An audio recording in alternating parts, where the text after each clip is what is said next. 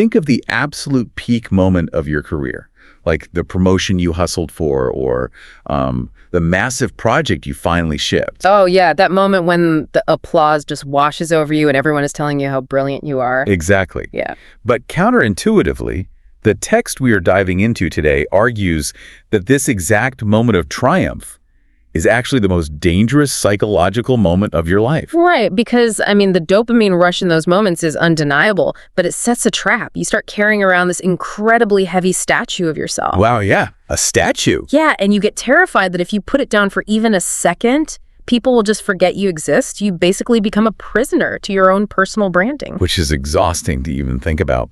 But we've got something on the table today for this deep dive that offers a complete demolition of that mindset. And it's completely fascinating. It really is. It's a document titled Rebirth from Ashes.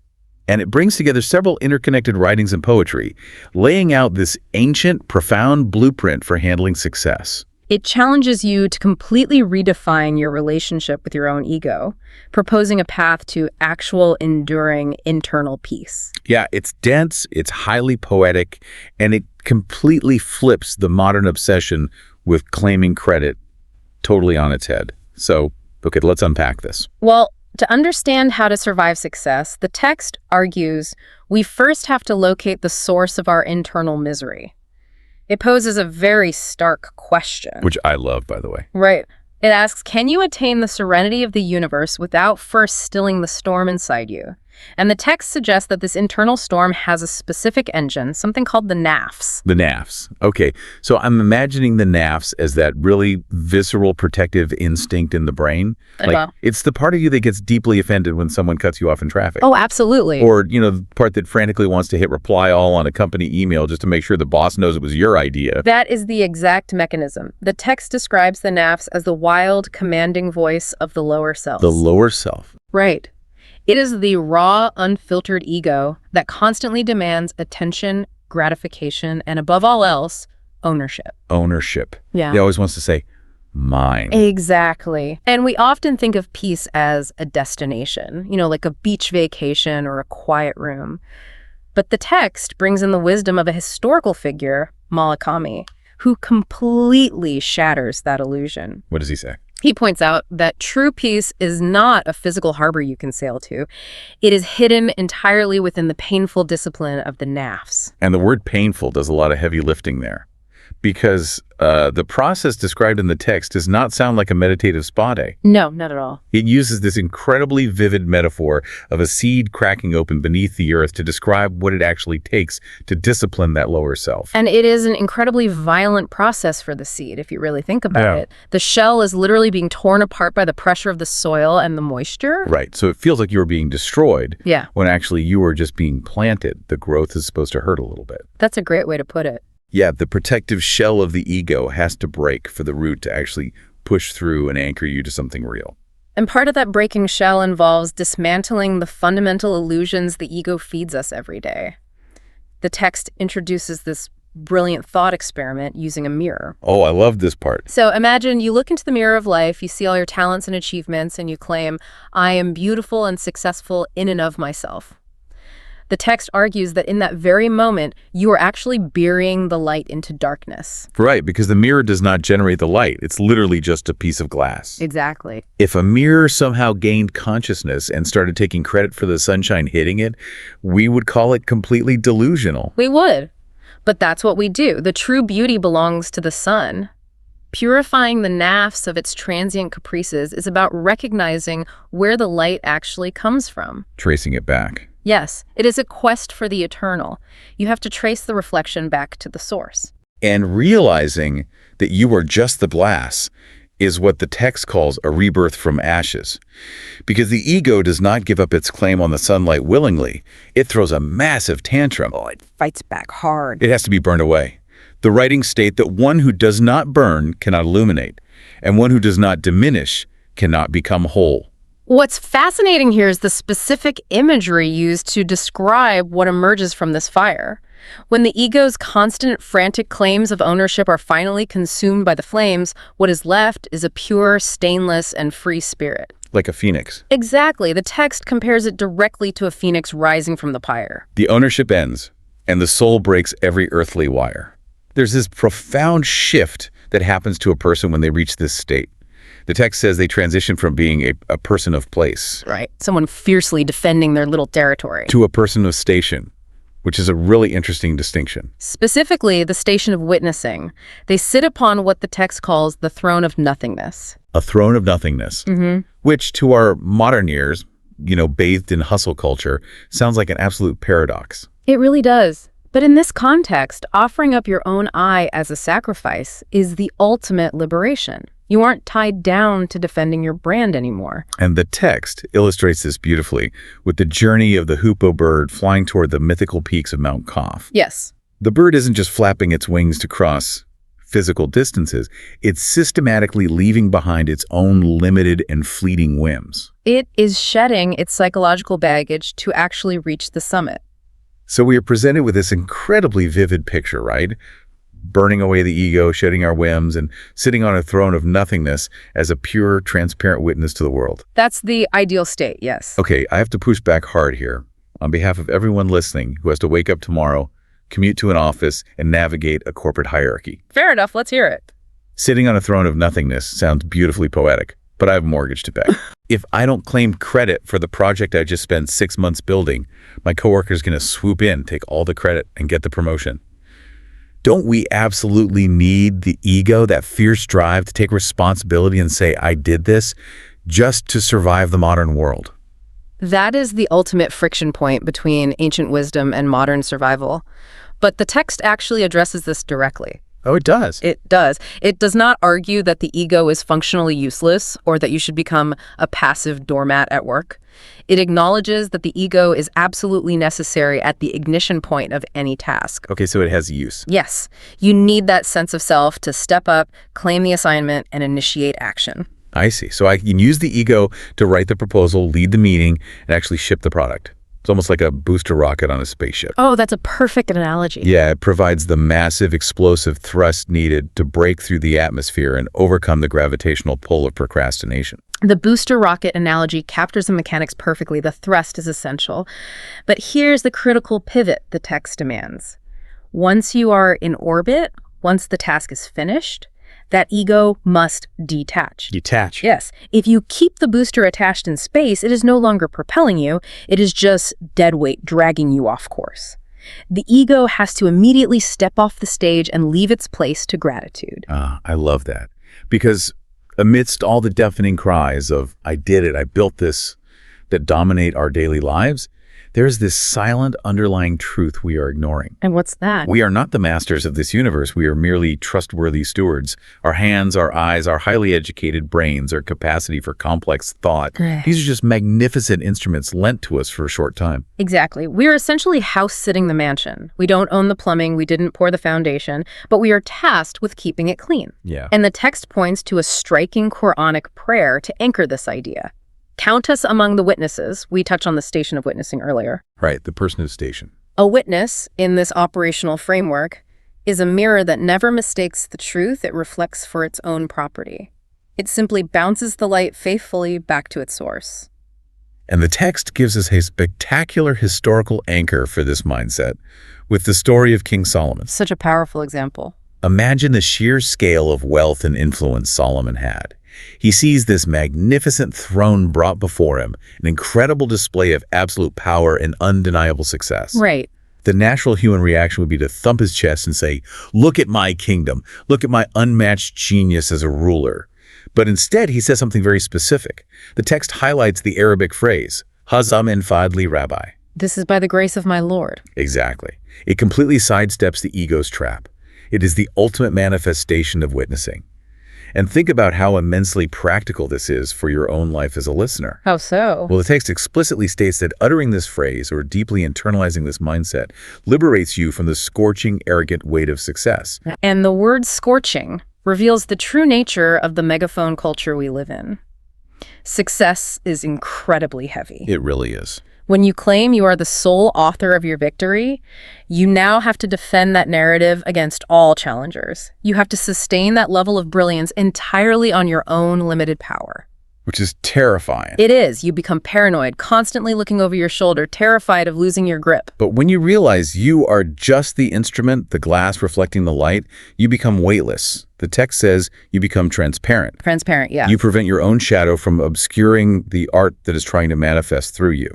You stop acting like a spoiled prodigal heir who takes all the inherited wealth for granted, and you elevate yourself to the quiet dignity of a trustworthy official. And in that state, the artist willingly recedes from the stage, leaving only the masterpiece for the audience to enjoy.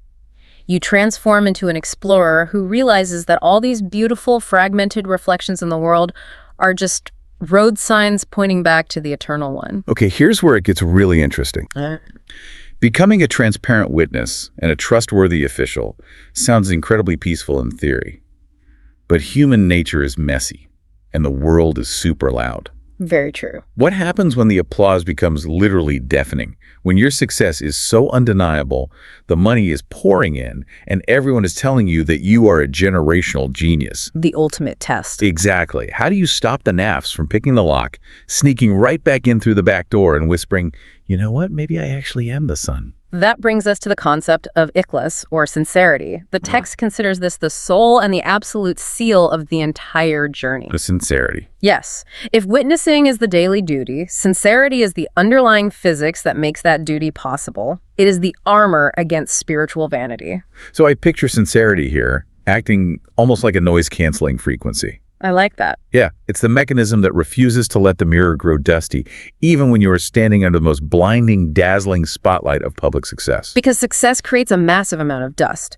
Flattery, awards, financial windfalls, social status. It all builds up. It all naturally clings to the glass and clouds the reflection.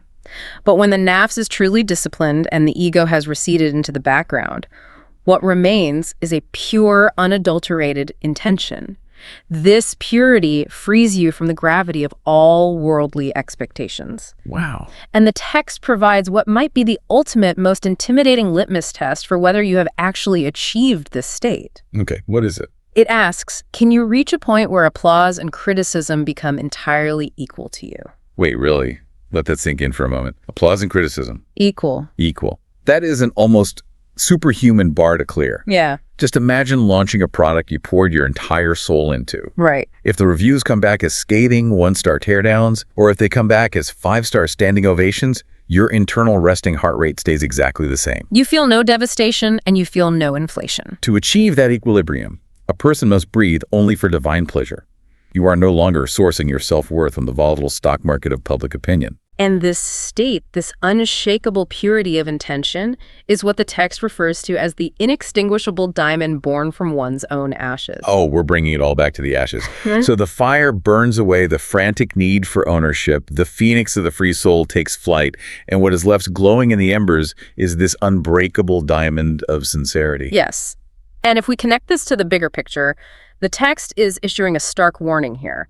The nafs is a highly adaptive adversary. It really is. It looks for the smallest gaps in your armor. It waits for those moments of massive triumph to sneak in and say, okay, sure, maybe the universe helped a little, but I definitely did the heavy lifting here. So sneaky. The only mechanism strong enough to seal those gaps of spiritual vanity is cultivating a deep, sincere sense of helplessness and poverty before the divine. You have to systematically give up the claim of, I am beautiful in myself. And the text loops the hoopoe bird back into the narrative here, which provides a brilliant modern parallel. Oh, the story with Solomon. Yeah, I mentions the hoopoe bringing critical news to Solomon.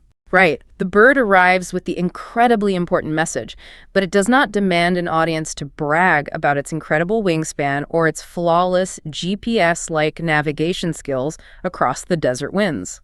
It doesn't walk into Solomon's throne room and say, do you have any idea the headwinds I faced to get this here? I expect a promotion and a feature in the company newsletter. Not at all. It acted purely and simply as a representative of the power of the one who sent the message.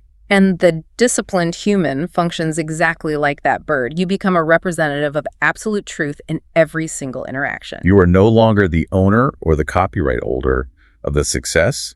You are merely the designated witness to the wisdom woven within it. Exactly. So what does this all mean for you, the listener? We have explored cracking seeds, booster rockets, noise-canceling frequencies, and unbreakable diamonds. A lot of ground covered. Yeah. How does this highly poetic, deeply spiritual philosophy actually translate into the way you walk through your chaotic, modern daily life? How does it help you handle the morning commute, the passive-aggressive emails, or, the endless family dramas? The source material draws a very sharp contrast here. It sets this steady stance of the transparent witness directly against the noisy, selfish identity wars that consume the modern world. Which are everywhere. They are. But by adopting this mindset, you aren't just performing humility for the sake of looking good. You are actively constructing an internal, fortified island of peace and well-being. And there's a poem integrated into the text titled A Steady Path Toward True Knowledge, and it serves as a highly practical, daily operational manual for maintaining that island. It really grounds the whole philosophy. It does. It strips away the abstract stuff and gives you direct behavioral instructions. It talks about consciously keeping your thoughts positive and forcing yourself to see the good in every situation. But the line that acts as the ultimate behavioral metric is breaking no glass of a heart. Breaking no glass of a heart in this world of decree. It establishes an incredibly delicate standard for how we move through physical space and emotional interactions. Meaning, as you walk through your life, as you chase your goals and inevitably collide with other people's messy, unhealed egos, your primary objective is to move with such grace and spatial awareness that you don't shatter anyone else's spirit in the process. This raises an important question, though. How on earth do we maintain that level of supreme gentleness when the world is constantly provoking us? Right, when colleagues are actively frustrating you, or when massive projects fail due to someone else's incompetence. Or when the daily news cycle is just pure chaos. But the poem provides the exact mechanism for this resilience. It states, "No leaf falls without his will, without his divine permission, no pot boils on the chill." Wow. Total, absolute divine orchestration. Exactly. When you genuinely internalize the reality that every single detail, From the leaf detaching to the boiling water, is occurring within a framework of larger divine permission, it completely neutralizes your reactive anger. You realize you don't have to fight the universe to secure your place in it. The poem explicitly argues that this realization is what allows us to level the defensive walls of our ego using reason and wisdom. if you aren't actually in control of the leaf falling, and you aren't the source of the sunlight hitting the mirror, why are you exhausting yourself building a fortress to protect an illusion? Exactly. The poem pairs true knowledge, not with having a photographic memory or a string of academic degrees, but specifically with good deeds and mercy. Choosing to look at a chaotic world through positive, merciful eyes is the specific mechanism that makes the path steady. It requires a complete paradigm shift. You have to stop viewing the world as a zero-sum battlefield where you must constantly assert your I to survive. Right. And you start viewing it as an ocean of beauties where your only real job is to witness, appreciate, and faithfully reflect the light. To constantly wipe the dust off the glass of the mirror with sincerity, so the sun of truth can shine through without distortion. What an incredible psychological journey these texts lay out for us. It's profound. We started completely buried in the dirt, acting as a rigid seed that had to be cracked open by the painful, necessary discipline of the naps. And we allowed the fire to burn away our frantic, exhausting claims of ownership and our obsession with personal branding. We watched the free soul rise from those ashes, stepping into the quiet dignity of a transparent witness, comfortable taking a seat on the throne of nothingness. We learned the mechanical trick of letting the ego ignite the booster rocket to get us off the ground, but ruthlessly detaching it and replacing it with gratitude the second we reach orbit. And if finally we forged that inextinguishable diamond of sincerity, dialing in that noise-canceling frequency to reach the impossible, beautiful standard where the loudest praise and the harshest criticism weigh exactly the same in our hearts. It is an ancient blueprint, but given the megaphone culture we live in today, it has never felt more urgently relevant than it does right now. Absolutely. As we wrap up this deep dive, I want to leave you with a thought to mull over as you step back into your day. Okay. Next time you accomplish something truly brilliant at work or in your personal life, and someone showers you with praise, pay very close attention to that split-second urge inside your chest to build a little throne for your ego. What would happen if, in that exact fleeting moment, you chose to just let the light pass right through you instead? Thank you for joining us on this deep dive.